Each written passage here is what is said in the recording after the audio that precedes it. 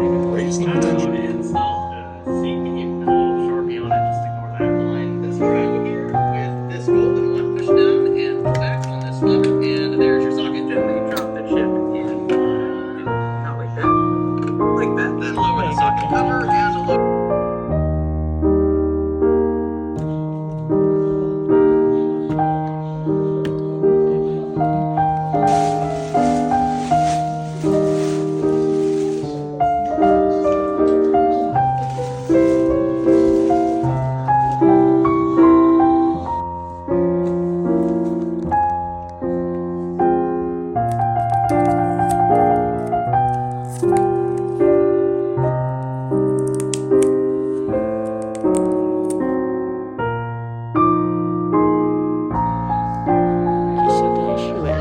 These two are definitely working. So the motherboard is fine and the GPU as well. These three fans, however, are not working, and these cables are